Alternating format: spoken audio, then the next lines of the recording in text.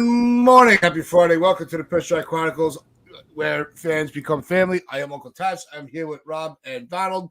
And the Yankees had a crushing loss, preventing them from taking a 3-0 lead on the Cleveland Guardians.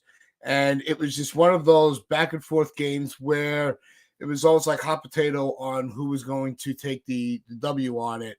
And unfortunately, with the walk-off, the outcome is what it is. And there's a lot within the game to break down.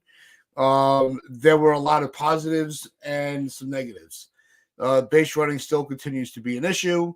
The bullpen, had their first hiccup really of the postseason, where they just didn't look like they were focused, and they left a couple of pitches over the plate, which led to the loss between Weaver and Holmes.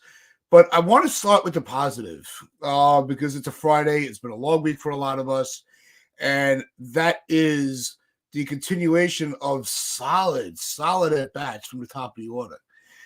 Torres continues to just be productive in almost every situation.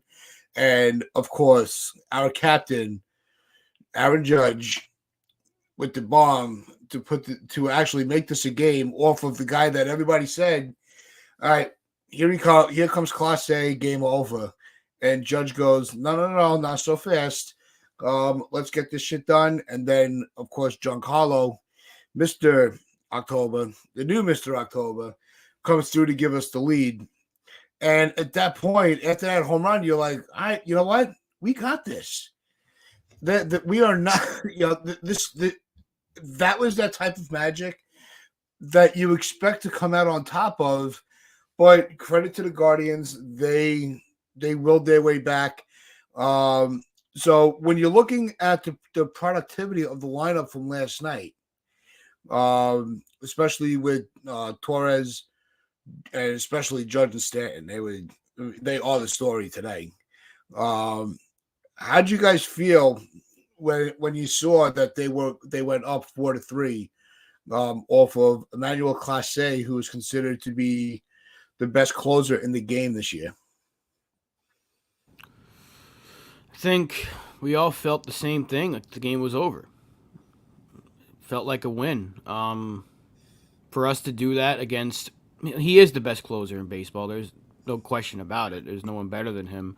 For us to do that against him when we were on the ropes for that game, it was like exhilarating. It was a playoff moment that we've been waiting for because it came from Judge, and everyone's been waiting for Judge to have that October moment.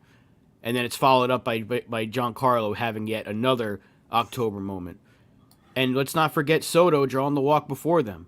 He's a walk merchant, right? Well, that walk merchant set up one of the greatest rallies we've seen in recent playoff memory.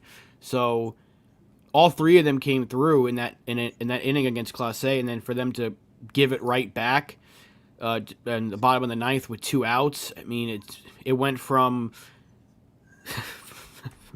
fucking 6 to not from 6 to midnight, from fucking midnight to 6. It was terrible. It really was. It was a terrible feeling. I mean, I'm glad the bats came through against their best pitcher, but it meant nothing because we didn't win the game. So, I mean, you could try to pull some positives out of it, but you can think about all you want. It didn't matter because we lost. And that's the thing that's going to keep sticking in my brain. I thought maybe after sleeping on it, I'll feel a little bit better. I still feel like crap. Yeah. We should have won that fucking game. Yep. Donald? I completely echo what Rob says. I feel like I've been hit by Mike Tyson. Like, honestly, I just absolutely feel like I've just been nailed on the freaking canvas. I mean, if you want to look at the positives, it's one of the best playoff games I've seen. It was a historic comeback from the Yankees, and it was a historic comeback from the Guardians. It was an amazing game. It really was. It was one of those games where it's like a neutral fan would absolutely adore it. And obviously, a Guardian fan's going to be really happy too. You're right about Giancarlo being the new Mr. October.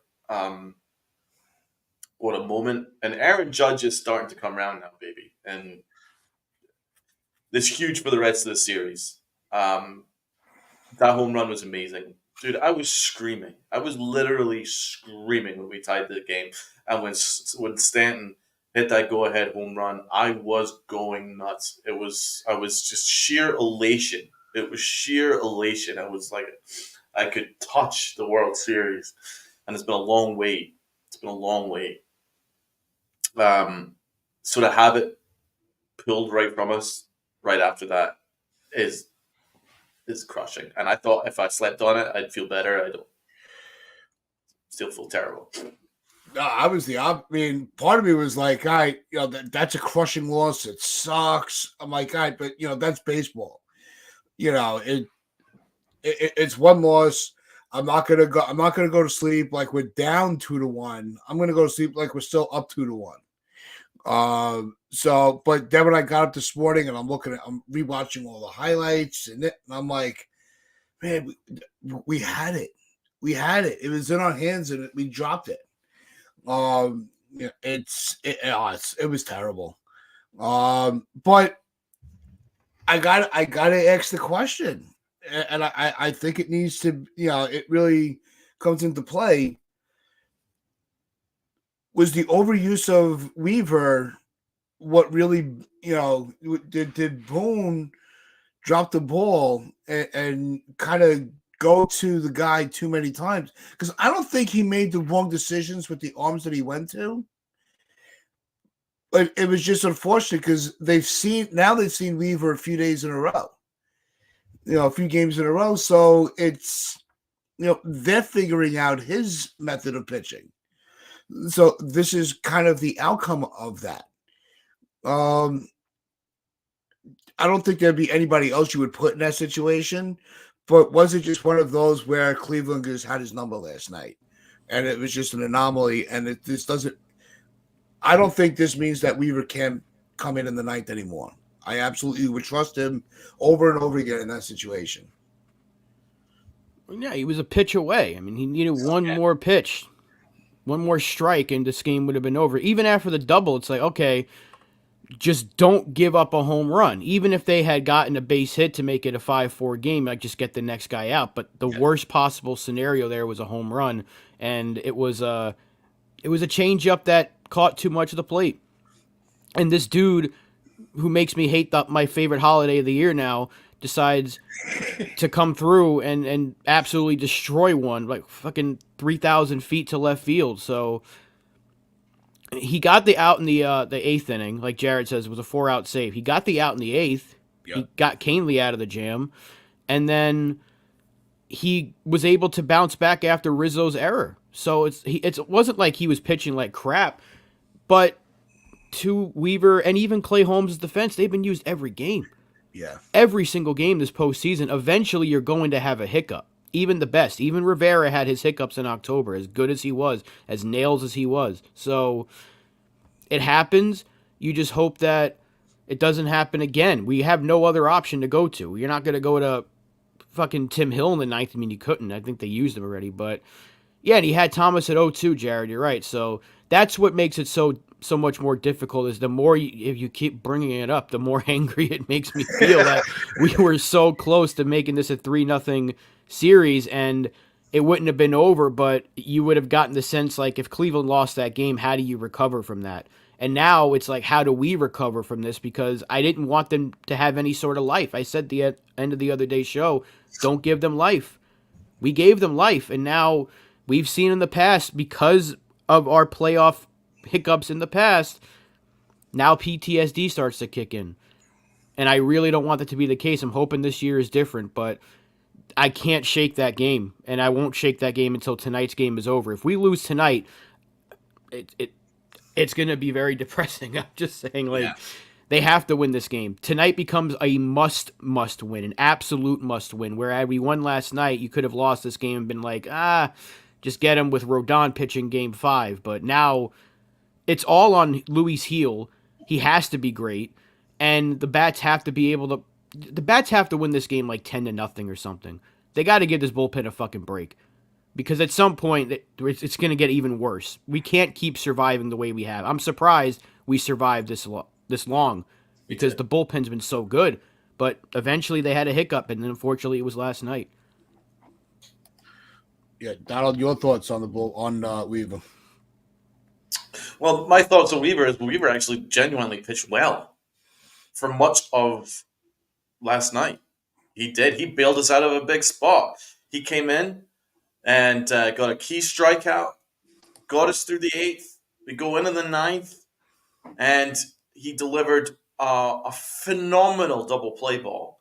If you look back, he threw a changeup that was almost like a sinker. It was like a bowling ball, and it was perfectly handled by Weaver, and he turned the double play. That should have been the game over. It really should have been game over at that point. He challenged the next guy.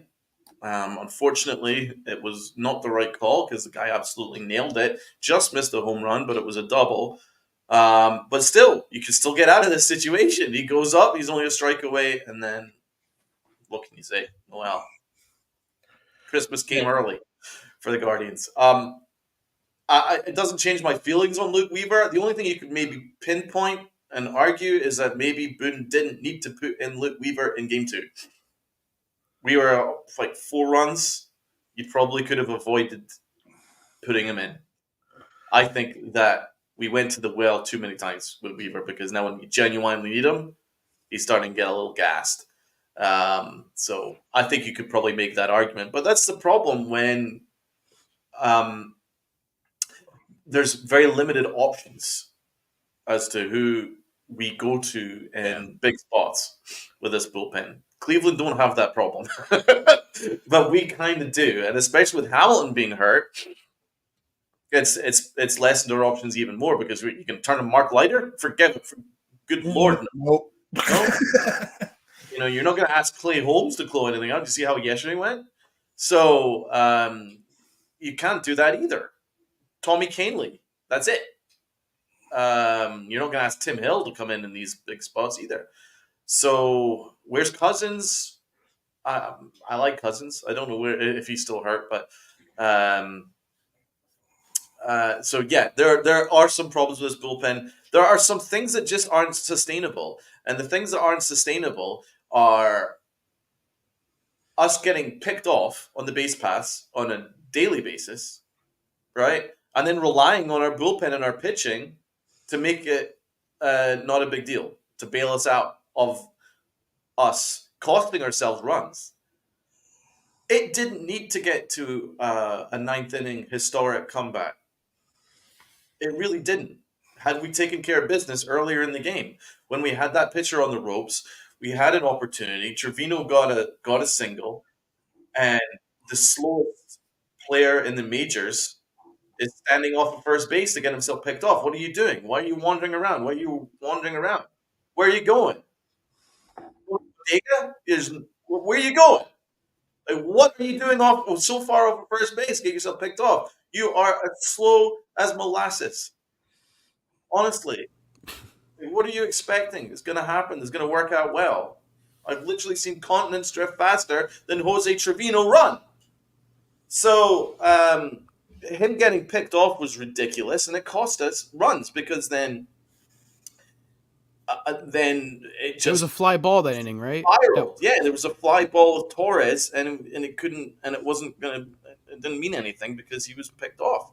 So frustrating. And for the next 6 innings, the Yankees went to sleep because they didn't take advantage of these opportunities. You cannot miss these opportunities when you are in the playoffs. You cannot do it.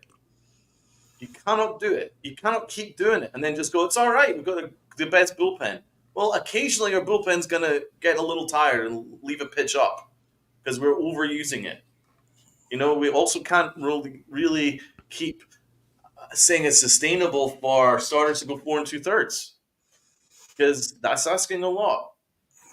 So there are things that just aren't sustainable. The base running isn't sustainable, and the lack of length from our rotation isn't sustainable, and our lack of production of runners in scoring position isn't sustainable either.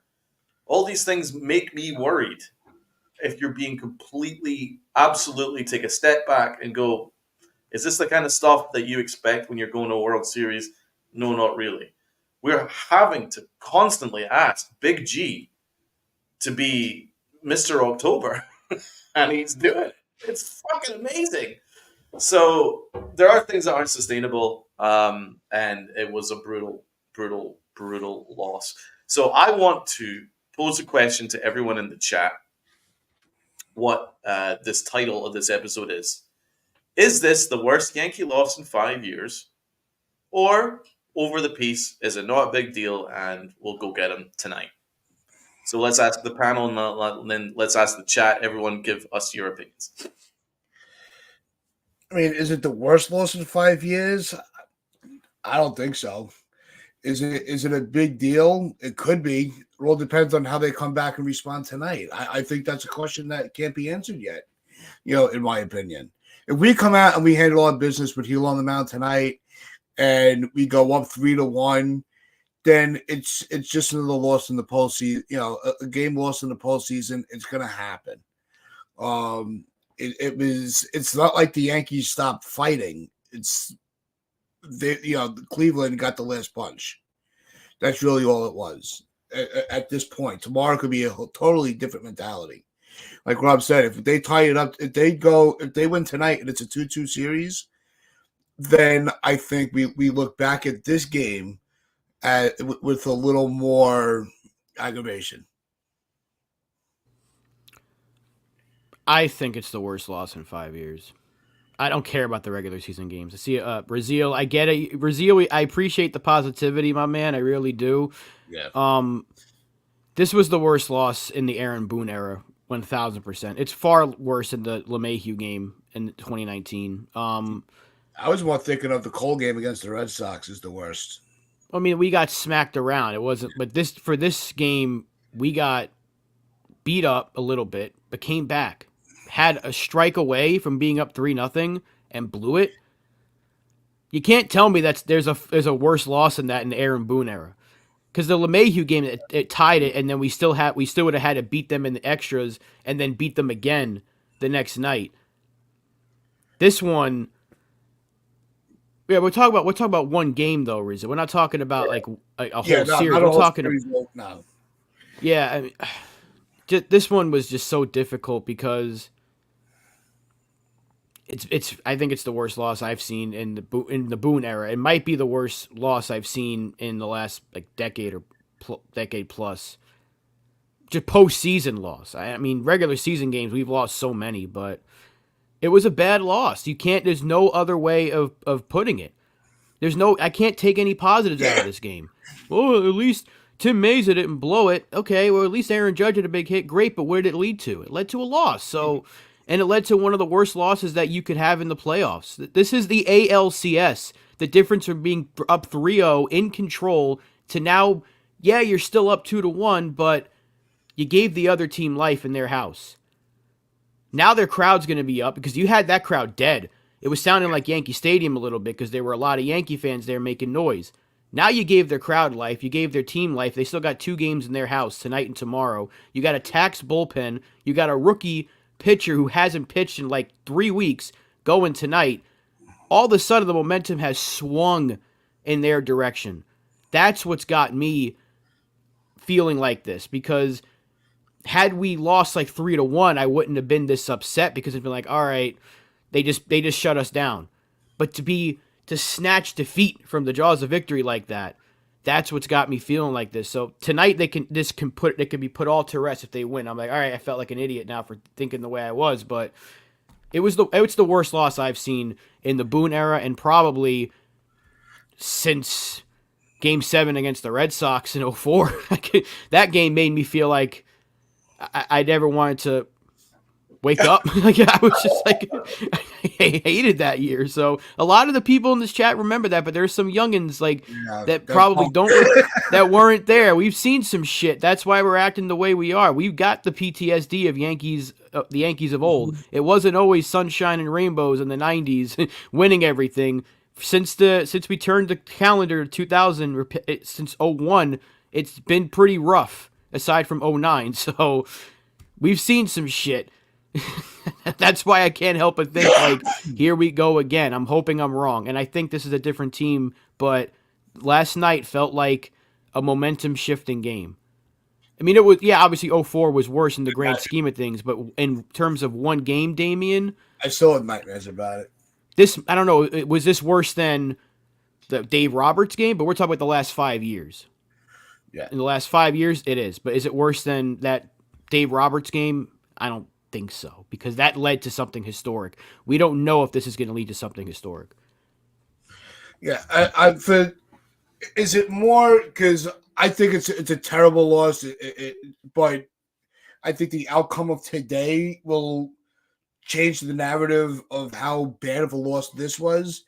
But the one, like you're right, you just think this was the worst loss. Could it be more because all the right buttons were pushed and it still didn't work?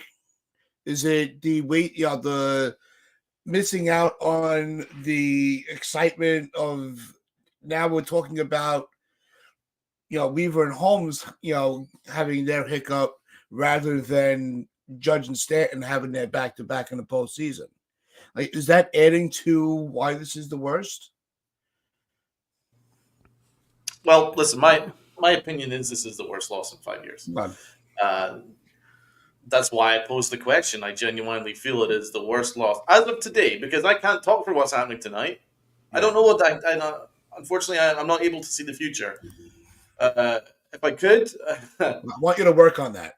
if I could, then I'd be in a far better place. So I can't see the future. So as of right now, as of today, as of right this minute, at 10:23 Eastern time, it was the worst loss in the Aaron Boone era. It really was. Now, there are more embarrassing losses, for sure. I mean, I was there in July and saw the Yankees get freaking torpedoed off the Mets like 13-1, and that pissed me off, and it pissed my bank account off too.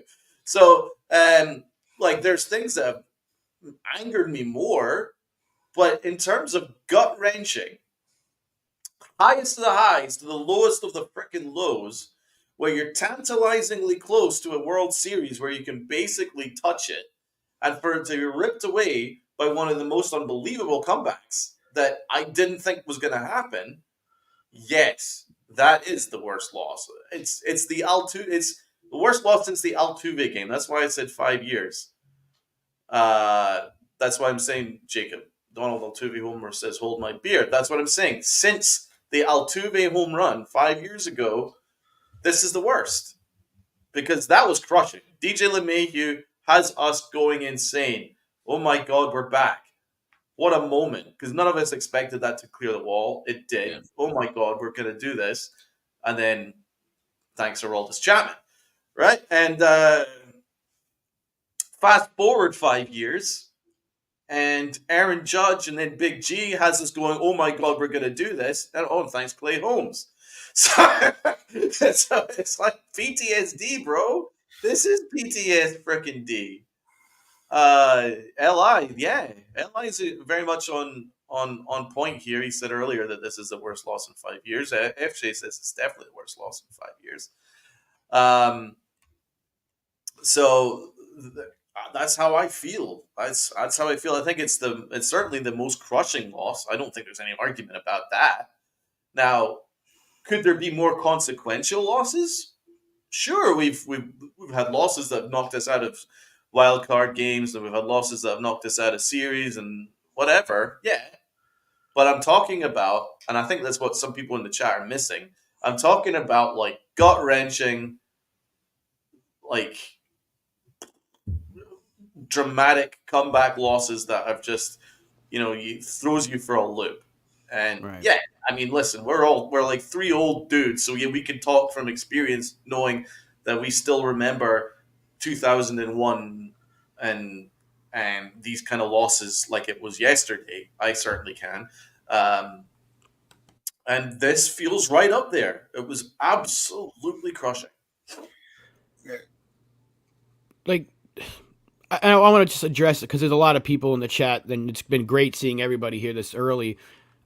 None of us are saying the series is over now. No. That we're gonna lose. So Raziel, we're not like depressed or any. I mean, I feel a little bit freaking depressed about what happened yesterday, but I'm not saying the series is over. I'm just saying I don't want this to be the spiral that I've seen too many times in the past, because that's what I wanted to avoid.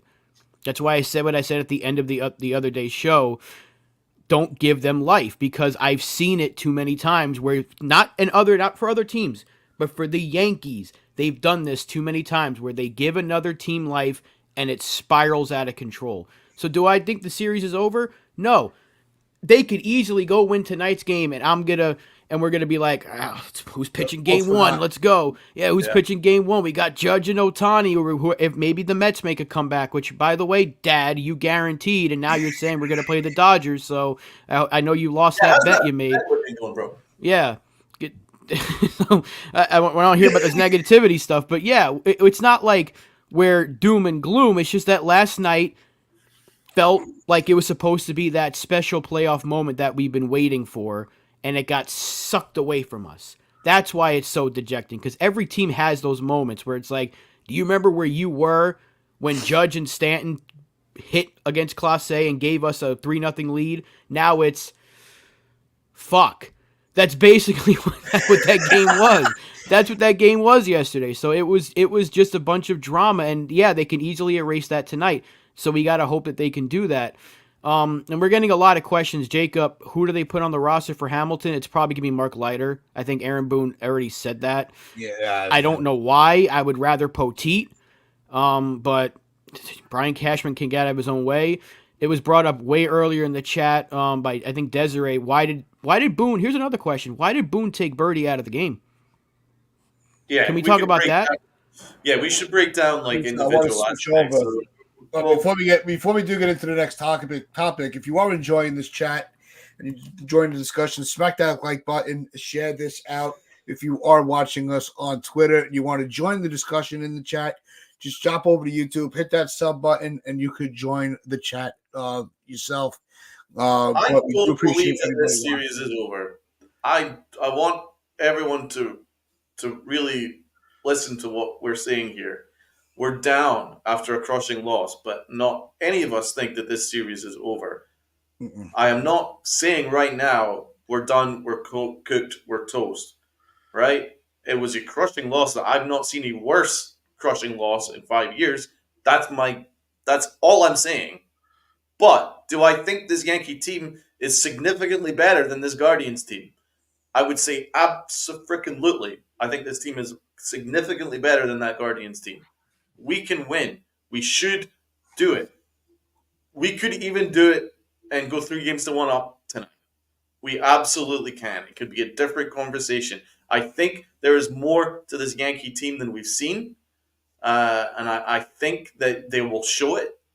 And we could be looking at a Yankee-Dodger World Series. And it's going to be absolutely fireworks. But, as I've said earlier, I can't see the future. So, as of today, this is a crushing fucking loss. Well, yeah, I think the discussion on getting to the defensive change for Birdie and Rizzo, that was a big question mark. If you're going to give him that much of the day game, and I understand it was a defensive move, it made sense at the time. And just because it doesn't work out doesn't mean it was the wrong move. I mean, Rizzo is, when right, one of the best first basemen in the game. But with the issue with the hand that he's having, I would have just given him the whole day off and just let Birdie ride out there. Because it wasn't like it was for an offensive move; it was strictly defense. So I don't think it made sense to take Birdie out at that point because nothing was going wrong. Yeah, and Acevedo brings up a great point. They didn't need to give a day off lineup. Like, why are they doing that in the playoffs? That's what bothers me. And Desiree brings up another good point. There was zero reason to take Birdie out because Donald brought this up last night when we did our post game. You brought Rizzo into the middle of that wild game, and you should have either just started Rizzo or had him take the whole day off. But Birdie was doing fine. He had that outstanding stretch at first base that saved a low throw from Volpe, which Anthony Volpe's arm is somehow gotten worse over the last few weeks. Like, it was okay throughout the okay. I wouldn't say it was good. I wouldn't say it was great. I wouldn't even say it was terrible. Sustainable. It was okay in the regular season, and it seems like since the calendar turned to like September, it's just gotten worse. And Birdie saved his ass. I know he had a little bit of a miscue earlier, and you're like, well, the guy hasn't played first base. But then he makes that stretch, and you're like, holy shit, the guy can play first base a little bit. But that play, along with the Naylor play in the ninth inning, might have been the 10th inning, that shows you how difficult first base is, Li. So I just want to, like, I wouldn't have put Rizzo in there. That's such a different situation. I know we had a day off Wednesday, so I don't know, man. It was just weird. I didn't like it taking him out for Rizzo because the situation didn't call for it. Yeah. And Rizzo hasn't necessarily played great defense this year either. I mean, when he came back, he's been okay, but like that's a pretty I don't know. If Birdie was struggling, right, then I would get it. But there was no real necessity to do it because there was a few things. First of all, Birdie was getting more action at first than any other position in the game. Like, balls were flying over to first base. He was busy, man. So he was very much involved in this game. He was constantly on his toes, making plays, active, and you're asking someone who's been sitting cold on the bench to just walk right into this absolutely crazy game where it felt like I was watching a basketball game. And he was a little cold, and it took him a little time to warm up into the pace of this game. I've never seen a baseball game like this high speed action on a constant basis. And Rizzo looked a little bit like shell shocked, and he was just trying to get himself ready for the pace of this game. And by that point, he'd already made a misplay and put us in a tough spot. But Weaver bailed him out with that bowling ball sinker changeup that he threw, which is fucking awesome. But I didn't agree with the move. I mean, if you're going to have a defensive replacement, you only make that move if the person that you're replacing is having maybe a poor game or someone that you don't really trust over there. And Birdie's already shown that I think you can probably trust him. He made a couple of nice picks. He made a handful of nice plays. He made one misplay where he mistimed his jump a little bit. That was the only misplay that he made over the course of that game. And the game prior, the last time he started at first. Like, I don't think that was enough to take him out. So you either make one move or the other. You either have Rizzo play the whole game. You either have him sit the whole game. You don't do a bit of both like this. that was a bit of a mistake. I really do think that. But over the course of the game, it's not a big deal. Yeah, and like I said, if it wasn't for Rizzo's issue with his hand, I'm not second guessing the move. But because of that, if you're going to give him a day off because he's playing in pain, his pain tolerance is incredible. And he admits that. That it still hurts, but he's able to play. But like I said, either leave him, just start him, or just bench him and give him a day off. I think the substitution is, any other situation, I'm not even second guessing it. I'm like, I would do the same thing. But, it leaves to wonder, because I had put yesterday morning on our on the account on X, Twitter, whatever you want to call it. I had posed the question, has Boone managing this postseason changed your perspective on his ability to lead this team? And it was 55-45. People actually have changed their opinion on Boone. I bet you if I put this poll out today, it's a different, percentage. But a lot of people have trusted Boone this postseason, ourselves included. We weren't saying anything before yesterday. We were saying how well he's managed, how he's had his pulse on everything, and he's pulling he's pushing the right buttons, and he has. But because it doesn't work, doesn't mean it was the wrong move. Well, that's a great point. And before I pass this off to Rob, it hasn't changed my opinion on how Aaron Boone's managed this postseason. 99% of yesterday was nothing to do with Aaron Boone whatsoever. I mean, I can't blame him for any of these decisions. He's stuck with Luke Weaver because he's been that good. And Clay Holmes, he went in with extra innings. We didn't really have much of a choice. There wasn't anybody else that you could really go to. So he went with someone who's, prior to yesterday, has had a good playoffs. Can't really blame him for that. The Rizzo thing, it's not a big deal. It really isn't over the whole course of the events. Would I have done something different? Would Rob have done something different? Yeah. But it's still not a big deal. It doesn't really change the outcome of anything. So over the piece, yes, it has changed my opinion on his leadership. I think he's led this thing fine. And even after the game, I don't really blame him for what he said. This was a classic game. Spot on. But we're still ready to go and get him the next day. Spot on. Because he can't say we're fucked. He can't say that. He's the fucking manager. So I have no issue with the way he's managed. Yep.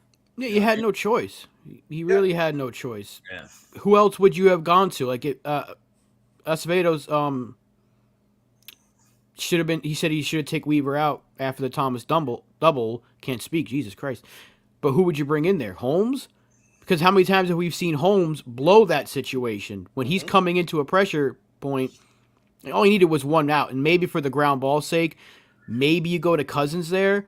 That could have been a choice because Cousins was warming up, but I don't know. I think we want Aaron Boone to manage like an old school guy, right? We always say, well, Joe Torre would have put A-Rod, we would have had a Judge batting eighth by now. Well, Joe Torre probably would have stuck with his closer in that spot as well. I don't think he would have yanked Mariano in that spot. And that right now, Weaver is our closer. So I can't blame Aaron Boone. I can't even really blame him for the Rizzo decision. My only critique was just start him and keep the same lineup you had. That's why I kept saying I don't want to change the lineup up too much. That's my only issue, was the fact that they went with a kind of a let's manage just like it's May 15th and we're already up 2-0 in a best of 3, a regular season series. So, yeah, I don't want to see Mark Leiter Jr. at all, but it'll probably be him. But that's my only critique, was like either start Rizzo or just sit him the whole game. But even then, it's not like the error cost us anything because Weaver got a double play right after that. Beautiful. So what happened after the error did not affect the game. Exactly. Weaver's last 2 batters affected the game, unfortunately. And Weaver's been so damn good, so I don't want to act like it's all on him, even though it kind of is on him, that game. But a lot of things had to go wrong, and unfortunately, they got to Weaver. It happens. It does happen. And that's what makes it even more upsetting, is the fact that we had that comeback and we had Weaver get out of the 8th, and he was a strike away, and you're like, he's done it again, and then bam. Okay, just get the next guy. Bam. Are you fucking kidding me? That was what that feeling was. And we don't have any other options, though. And that's a great point. Was already used. Hill was already used. Right. And even Meza did okay. He did okay. Meza felt like a white flag move, but he did fine. And Canley's been fine. Holmes, up until last night, has been perfect. Like, we're talking about, but again, our best 3 arms are Canley, Weaver, and Holmes. You had no other choice but to go to Clay Holmes in the 10th inning. Maybe Cousins. But now we're probably going to need Stroman tonight. And this is why we keep I don't want to keep going back to the past, but not getting another sure thing in the bullpen at the deadline is hurting us right now, because it hurt us in the regular season and it's hurting us right now, because if we had gotten like a Tanner Scott or something, or any other big arm that was available, this could be a different story. But again, I can't blame Aaron Boone, because Clay Holmes, from after that switch from out of the closer role, he's been great. And this goes back to the regular season. So in the playoffs, and he's been great. So I really can't blame him for that. And yeah, AJ Puck, I don't know what he could have done in that spot, but would he have been a better choice than Tim Hill? Because I don't know, because Tim Hill's done his job. Yep. All these guys have done their job up until Weaver had that issue. So, yeah, I can't really... I don't want to overreact to it. Right. But you just hope that he can get...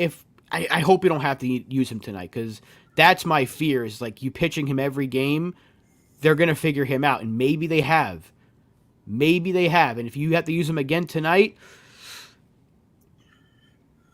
that's kind of an issue. But and It was Estevez. the chances of us losing that game after we went up 2 runs was very, very slim. That's why it's so crushing, because we were there. Like, everything had to go kind of perfect for them. I mean, they were only a strike away from losing the Guardians multiple times. So it's crazy that we got to this situation. I can't blame Boom for it.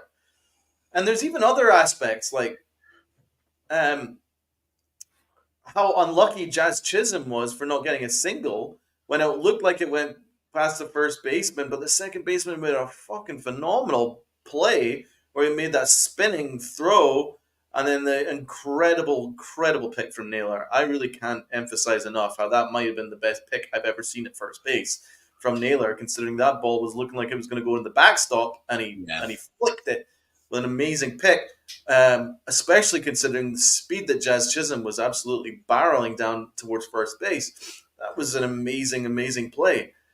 The chances of all that working perfectly for the Guardians, again, incredibly slim, and that's what a little bit scares me going forward, is that it was kind of like meant to be for the Guardians that this happened. It was like a historic comeback. The chances of all those things working in their favor, insane, and it did. I mean, you could also even look at the fact that Aaron Boone finally called a hit and run, which I've been screaming about, as you guys know on this podcast. Go hit and run when you've got Volpe at first base, use his speed. And it worked, because guess what? The guy couldn't handle it, and and Volpe barreled through August Ramirez, and he's at third base. And we're runners in second and third. With no out. We're in a great spot. But then Austin Wells comes up, and Austin Wells' bat looks fucking terrible right now, and he had a non-competitive at bat. The chances of that working in the Guardians' favor with runners in second and third and nobody out, and it's again incredibly slim, because the only 1 run scored out of that situation. So again, the Yankees can't keep blowing these opportunities with runners in scoring position. They can't just keep asking for home runs from great players to bail them out from poor play. And that's been the story of this postseason for me. We've largely played quite poor fundamental baseball, but our pitching has been wonderful. And the big spots from Giancarlo Stanton and now Aaron Judge and a bit of Soto and Torres has bailed them out from some really, really bad mistakes that you cannot be making.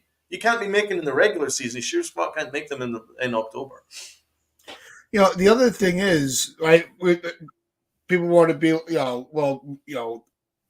all we have is Holmes and Weaver. But when you look on the other side of the, of the field, their big guys, Class A didn't have it last night. Gaddis got, he got touched a little bit. Herron hasn't been lights out. So their top guys didn't come through either. So, let's not act like their bullpen has been flawless over ours. It really hasn't. There has been no bullpen advantage to this point, because their best guys got hit around, and our best guys got hit around yesterday. It happens. I see a lot of the series is now, not that we give them life, that we don't want to do. And nobody's saying this here. I saw last night on social media. It's now you let them back in. This should have been a sweep. Meanwhile, when you go back through their tweets or whatever, they're like, "Oh, Yankees in 5, Yankees in 6." Well, that means there's a loss in there somewhere. So let's not act like the world is crumbling because of one loss. It's not like we swept, the Royals. These teams are in the postseason for a reason. You have to expect a little bit of battle. You have to expect to be challenged a little bit. The Yankees got challenged last night. Let's see how they come out tonight. And with that, let's get into tonight's game. Before we get to Heel, because Heel's had about, it feels like a year off. Do you stick with the lineup? Because this is something we talked about in the previous show. Do you keep Stanton in the 4 spot tonight? I go with the lineup that we used in game 1 and 2. I think Austin Wells is starting tonight, and they're going to put a lefty in between Judge and Stanton. I think they're going with Williams tonight, Cleveland. Yeah. So, I think he's a righty. Hopefully, I would stick with the same lineup we had in game 1 and 2. Maybe you put Rizzo cleanup instead of maybe now you try that flip because Austin Wells' bat is putrid. But like I said the other day, you take Rizzo out of the bottom of that order, and now the bottom of the order kind of becomes a black hole, even though Verdugo and Volpe have had good at-bats. Volpe has had some really good at-bats this postseason. Verdugo has had a couple of big moments, so I think I don't want Jazz cleanup. No. I don't want Jazz cleanup. I think if you're going to make a switch, it's Rizzo. If not, you're sticking with where lefties. You're not Wells is. Yeah, I don't want to do too much because Stanton behind Judge makes sense, but what was been working for us up until the 8th inning of last night, I mean, we weren't doing anything, and they keep making these switches for lefties, and it never works. So I think you stick with what was going for pretty much the entire postseason, and that's the lineup we'll see tonight. If you make any switch, it's Rizzo for Wells. I don't want to see Jazz hitting cleanup because that guy... He hasn't done shit. He hasn't done a lick of shit in this postseason after after running his mouth. So, yeah, I think yesterday Brian Hoke had a piece like he said we're guaranteeing a World Series basically, and I'm like, dude, shut up. I'm like, please, just shut up because every time you talk, something gets worse. And I mean, I like the confidence, I like that he's got energy and all that, but you got to back up the talk. So maybe tonight's the night that he can back up the talk. I don't want to see him because I like the guy. We all like the guy. He was fantastic for us. 800 plus OPS after the trade. He matched his home run total with the Yankees that he had with the Marlins in less games. So I want to see him come through. Last night was a big opportunity, and he almost did, if not for a fantastic play at second. So hopefully that's a swing that can get him going. He had a couple of hits last night, or should have been a couple of hits. He got on base a couple of times. So we'll see if he can turn it around. But I want him to stop talking and back up his talk that he's already had this postseason. He's been talking a lot, and he hasn't been doing a lot of walking. That's what I said the other day, and I'm going to stick by that. I don't want to see Jazz batting cleanup. No. So I'm going to stick by mine and say that I like Stanton cleaning up. And I saw it yesterday. Reason why is because Aaron Judge will get better pitches to hit. You're not guaranteed, even with like an Austin Wells or a Rizzo or even a Jazz Chisholm, that Aaron Judge is going to get these quality pitches to hit because they're going to be scared to pitch to Big G. So Aaron Judge comes up with a big home run and followed it up with Big G. Frightening. And not even Class A could handle it. Big G freaking takes it to the moon. So that's why, right, I understand the whole lane thing, and I understand the whole righty-lefty matchup. It's not that I dismiss that. I know that's a big thinking in modern baseball to not allow lanes for pitchers, but it didn't seem to affect the Yankees too much in terms of lanes yesterday when you have two absolute Goliath, in fact, 3 massive Goliaths, Soto, Judge, and Stanton, one after another. That is genuinely frightening. I don't think there's a team in the majors that want to face that back to back to back. I don't change that. I understand lefty righty. I don't fucking change that. You saw that yesterday. That was actually our best chance. That was our best that I've seen in our offense. That 3 just have that opportunity. So I'm going to do that. Right now, Stanton is the best protection for Aaron Judge. It's not Anthony Rizzo. Obviously, Rizzo looks pretty good. It's not Jazz Chisholm, and it's sure as fuck is not Austin Wells. So, Big G, I want him cleaning up.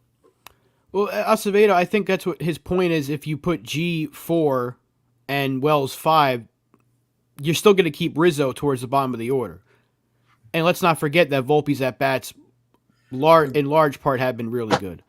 Yeah. So, what the hell did you just... I had to let go of my fucking frustration after yesterday. He's punching Casper, the friendly ghost, in there. What the hell's going on in Scotland? Yeah.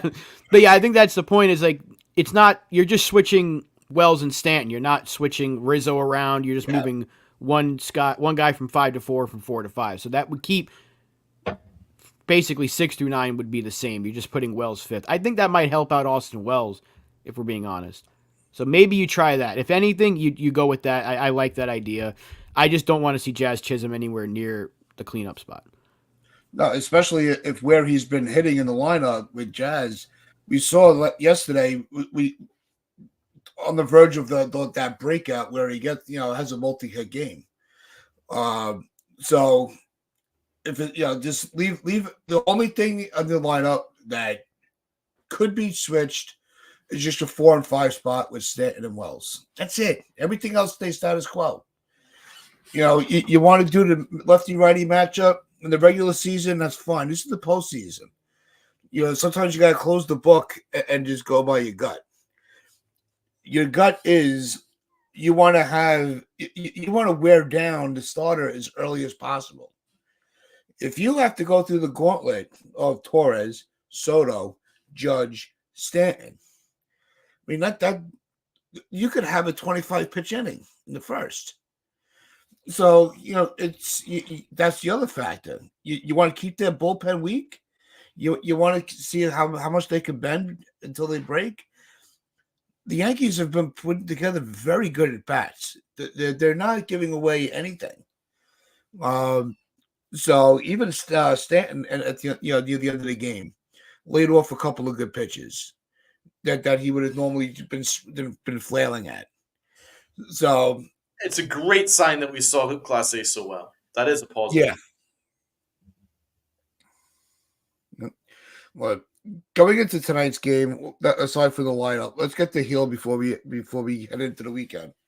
What's your level of concern that he's had so much time off between starts? Because we have not seen him. He has not pitched since the 28th of September.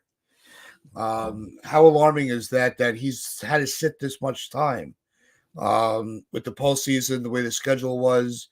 It's not his fault or lack of his ability, but should they have used him a little more in the pen in the previous series to kind of keep him, like his throw day, his little pitching inning? So when his day is to start, I'm going to go to you, Rob, first because I see you shaking your head. But just to keep him a little loose because he's got a lot of rust on him now, I think. If you put him in the pen even for one game and he had one good inning, you would never hear the end of it. That's true. They make him the closer. So, no, he's a starter. And, yeah, they could have used him potentially against Kansas City. They could have even used him in game. They could have used him last night if they really wanted to, but they didn't need it. So, the thing with Heel is he's already thrown so many innings that the time off will probably help him. However, he does have the command issue, so it would not shock me if he doesn't give us a lot of length. That's where Stroman comes in, and we need Stroman to be ready because I don't know if Heel's going to be able to give us 6. It'd be phenomenal if he can. I don't want to put that on the kid. If he can give us 4, maybe 5 of just strong innings that keep us in the game, you pull him because he's probably going to have about 100 pitches by then. That's the way he pitches right now. Yeah. Until he can figure out the command, that's what he is. Especially with all the innings that it's on his arm. He's got the stuff. That is one thing. He's absolutely got the stuff to go. He can shock us all and give us 7. Or he can labor a bit because that's what it's in his game right now. The command issues are specifically a part of his game. I don't want to put too much pressure on him. If he can give us 4 or more innings, you take that every single day of the week. But I don't want people to be like, he's going to go throw 7 and shut out, and he's going to strike out 15 batters. Oh, it's going to be great. I don't look for that. I don't want to. It'd be fantastic if he did. I would fucking love it if he did. I'd be going crazy, and I'd be saying, shut the hell up, Rob, and you're an idiot. But let's see what he can do. I don't want to put too much pressure, but I think the time off is going to help him. But I don't want them to overuse it because we've seen that where he can get late into games, if he starts to miss his spots, it can spiral with him. So I think you kind of go inning by inning with him. I think you give him like a limit of 5 or maybe 6, depending on the pitch count. I have actually full confidence in Luis Gil. He's shown it all year that we should have So confidence you've in him. been very polite to Heel. Polite, yeah. Absolutely. I've always believed in him. I've always believed in his stuff, and more so than his stuff, I believe in his mentality. He's a tough dude, and he's overcome um, questions about him being in the rotation to start the year, and he more than proved that. In fact, he carried our rotation for a month or two stretch. He really did. He's had, I can name a handful of starts which were just absolutely unbelievable. In fact, he had a kind of a historic start uh, in the first up to about May. He had a historic run as our starter, so he's been awesome. And even though he has been out for a while, he's missed a bunch of games. It's probably just a case of just resting his arm. Um, but he's already shown that when we've done it the last time, he pitched well. So now, is this a little bit too long? Yeah, I would argue that this is a little bit too long, and I would have had him start in the Royals series. But I do have faith in him. But I do want to say one thing: if he struggles a little bit, I don't want to see anyone going after him because this dude has done a lot for us this year. We would not be this far without what he did for this rotation. And he's also a young guy, and there's a lot of pressure on him, especially after what happened yesterday. Yeah, I'm not. Look, I think whatever we get from Heel tonight, we just take it and go with it. I don't think he's going to implode. I just don't think we're going to get the length from him that people are anticipating. I don't think he's not going to go into the 6th, 7th inning. If he gets us into the 5th inning with 2 runs or less, I mean, you package that up and you run with it. I think that's a very reasonable ask from Luis Heel after not pitching for 3 weeks. I don't want to get too crazy on the kid. And no, I am not bringing any of the starters that have already started out of the pen. That's a World Series pitching move, not in the championship series. Yeah, absolutely not, Li. But Stroman should pitch tonight. They're paying him $18 million. I think this is pretty telling that they don't trust him at all. Mm-hmm. It kind of makes me wonder what they're going to do with him next year. That's another conversation, though. But if Stroman wants to earn that paycheck, he's got a chance to do so tonight or tomorrow whenever they decide to use him. They put him on the roster for a reason. I think he has a chance. If Heel can give you a solid 4 or 5 and the pitch counts up, you got to go to Stroman. And Stroman can really earn that paycheck and earn a lot of that respect back because he was pretty good this year. I won't say he was great, but he was good for most of the season. He did have his second half implosion, but he did have some really big starts for us when Cole was out. I need Stroman to come out and he should be ready from the first inning. You're absolutely right, Acevedo, because with Heel, he can either have a 3-pitch first or an immaculate inning with 3 strikeouts, or he could throw like 30 or so pitches. That's just the way Luis Heel is. You don't know what you're going to get because of that command. He's got the stuff to blow you away. 99, bop, bop, bop, goodbye. Good morning, good afternoon, good night. Or he could have a long at-bat, several long at-bats. So Stroman needs to be ready. I think this is as big of a night for Heel as it is for Stroman, because I think we're going to need him. And they're paying him $18 million. I hope he's ready, because this is what he wanted when he came here. And he's got a chance to do it. So we'll see. I think tonight's the night to use him, though. I would like to avoid using Weaver again tonight, if possible. Well, Do that's you know who I try to navigate to give Weaver the night off. Yeah, but I don't want Clay Holmes in that spot. I don't want Put Canely out there. I don't want Clay Holmes in that spot. I mean, I've kept saying this. There was always going to be one October game that Clay Holmes was going to absolutely blow. And that's exactly what he did yesterday. Spectacularly. That home run went about 3,000 feet. It was, I mean, talk about no doubter. My God. That was a no doubter. That is Clay fucking Holmes, man. It's unbelievable, bro. Like, and Fry knew it right away. Clay fucking Holmes, bro. what we keep saying about this guy, and that's why, for a little bit of levity, I got this. Told you about Clay Holmes how many fucking times do I have to fucking tell you about this? I fucking told you about Clay Holmes how many fucking times do I have to fucking tell you about this? No, I said it at the time. I said it at the I fucking know. time. Believe me, none of us were parading for fucking Holmes after the first half. And then there was the other argument about people saying this is why you should never put him on the roster. He has one. That's his first bad inning this postseason. Pretty And bad they've been inning. using these guys a lot. Pretty bad fucking inning. I mean, well, is there ever a good time to have a bad inning? No. Oh, well, it was a pretty bad time. That's what they say. That's baseball, Susan. It is what it is. Wow. I just bounce back tonight. I'm gonna dance in the fucking streets when I don't have to look at Clay Holmes in a Yankee uniform again. I'll say that for free.